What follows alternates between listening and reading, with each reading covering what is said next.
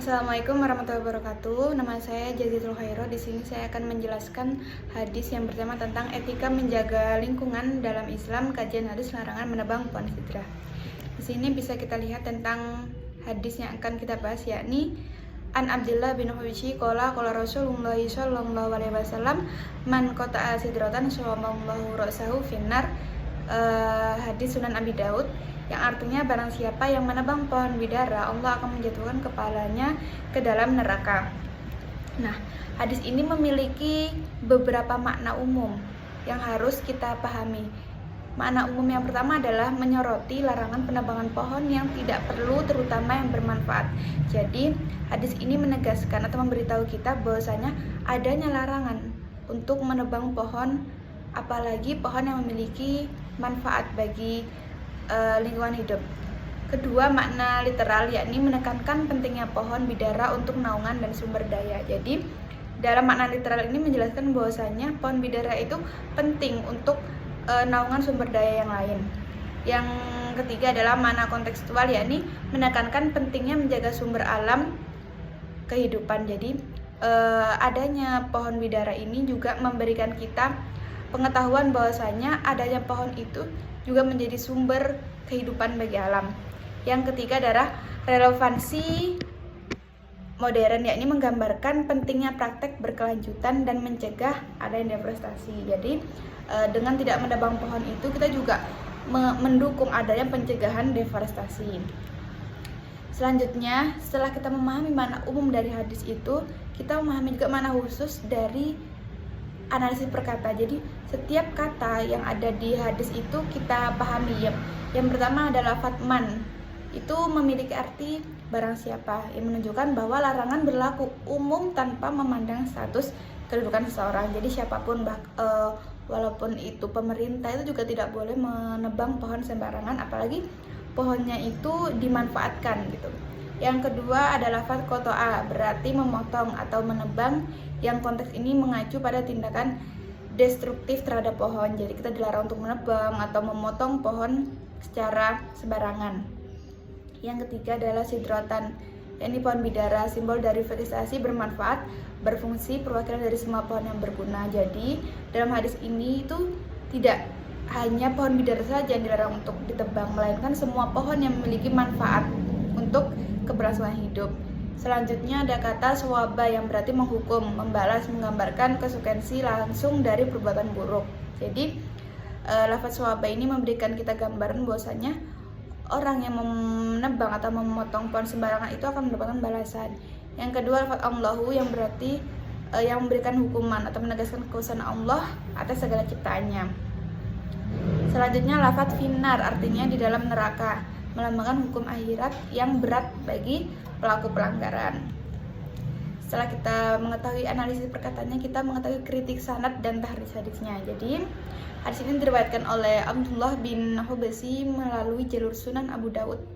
Berdasarkan penilaian ulama, sanad hadis ini tergolong hasan. Rawi-rawi dalam sanadnya adalah siqoh, meskipun terdapat perbedaan pendapat mengenai kekuatan hadis yang karena redaksinya ini disampaikan secara ringkas.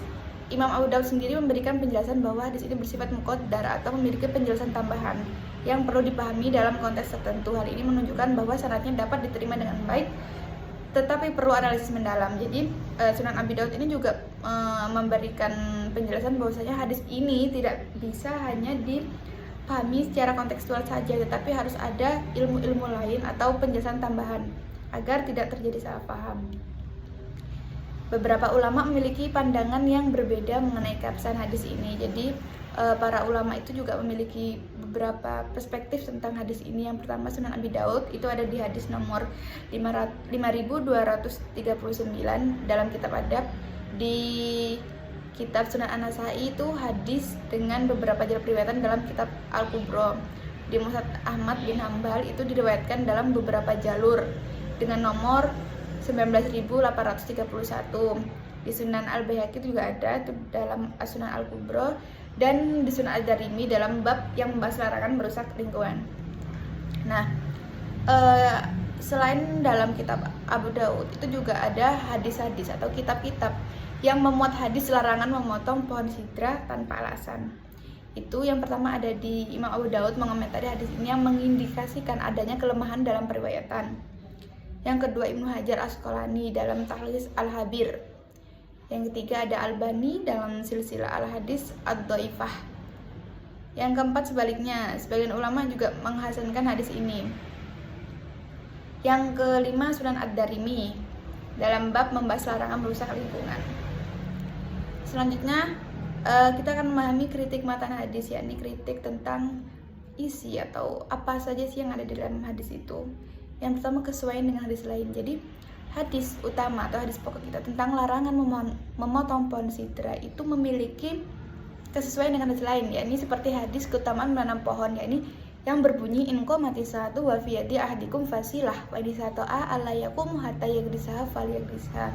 Yang berarti apabila kiamat terjadi sedang di tangan salah seorang di antara kalian ada bibit pohon kurma kecil, maka jika ia mampu untuk tidak berdiri atau meninggalkan tempat sebelum menanamnya, hendaklah ia menanamnya. Nah, jadi hadis ini juga menekankan betapa pentingnya untuk menanam pohon. Jadi pohon itu bukan hanya aktivitas sosial, tapi juga akan bernilai ibadah gitu. Selanjutnya juga keselarasan hadis dengan Al-Quran. Jadi hadis pokok kita itu juga memiliki keselarasan dengan Al-Quran, yakni ada di surah Al-A'raf ayat 56 yang berbunyi wala tusidu fil ardi ba'da islahiha wad'u khaufa wa tama'a inna rahmatallahi qaribum minal muhsinin. Yang artinya, dan janganlah kamu berbuat kerusakan di muka bumi setelah Allah memperbaikinya, dan berdoalah kepadanya dengan rasa takut dan harap, sesungguhnya rahmat Allah sangat dekat dengan orang-orang yang berbuat baik. Nah, selain hadis tentang keutamaan menanam pohon, hadis larangan memotong pohon sidra ini juga memiliki beberapa hadis yang selaras, seperti di kitab An-Nasai itu ada hadis tentang larangan merusak lingkungan. Di Bukhari Muslim itu hadis tentang perlindungan terhadap pohon di tanah haram. Hadis Bukhari itu juga ada di hadis tentang pahala bagi orang yang menanam pohon.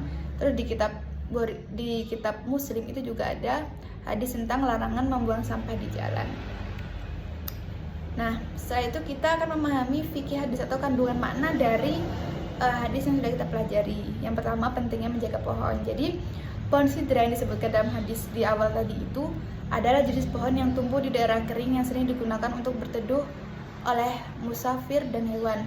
Menebangnya tanpa alasan yang sah dianggap sebagai tindakan zalim. Jadi pohon bidara itu adalah pohon yang tumbuhnya di padang pasir, yang dulu pada saat zaman Nabi itu bisa dibuat berteduh orang-orang musafir. Yang kedua, ancaman bagi perusak lingkungan. Jadi hadis ini juga menjelaskan ancaman bagi para perusak lingkungan, bahwasanya merusak lingkungan itu juga dapat mengakibatkan kita mendapatkan balasan. Yang ketiga, sesuai dengan prinsip Al-Quran. Tadi juga sesuai dengan Al-Quran surah Al-A'raf ayat 56. Yang keempat, relevansi dengan konservasi modern. Dalam era modern, ancaman hadis ini sejalan dengan pentingnya upaya pelestarian lingkungan dan penghijauan. Jadi dengan hadis ini kita itu juga memiliki dasar untuk tidak merusak lingkungan secara sembarangan. Yang kelima, kesadaran lingkungan.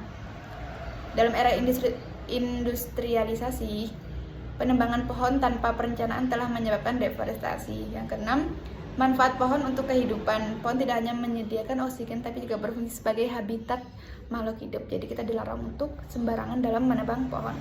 Yang ketujuh adalah etika dan akhlak. Hadis ini mengajarkan bahwasannya setiap tindakan manusia terhadap alam harus didasari dengan etika.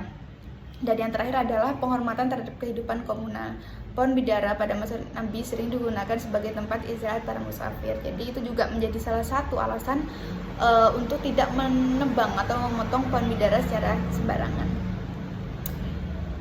Pembahasan yang terakhir adalah relevansi di era modern. Jadi ini menjelaskan tentang hubungan hadis tersebut dengan relevansi di era modern sekarang. Yang pertama, keadilan sosial dan ekologis. Jadi dengan tidak menebang pohon ini kita juga adil terhadap makhluk hidup yang lain seperti hewan, karena di pohon-pohon itu pasti banyak kehidupan selain ada kehidupan kita, itu juga di pohon-pohon itu ada kehidupan hewan juga ya. Terus prinsip fikih dan adaptif, itu juga prinsip fikih untuk tidak menebang pohon sembarangan. landasan teologis pelestarian alam. Jadi hadis ini juga menjadi landasan untuk tidak merusak alam secara sembarangan, terutama menebang pohon.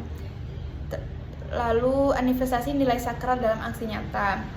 Dan yang terakhir ada etika khalifah di era industrialisasi. Jadi kita sebagai khalifah di bumi ini harus menjaga apapun yang diamanahkan oleh Allah, termasuk menjaga alam dan menjaga lingkungan dengan cara tidak menebang pohon sembarangan, tidak merusak alam, serta menjaga kebersihan.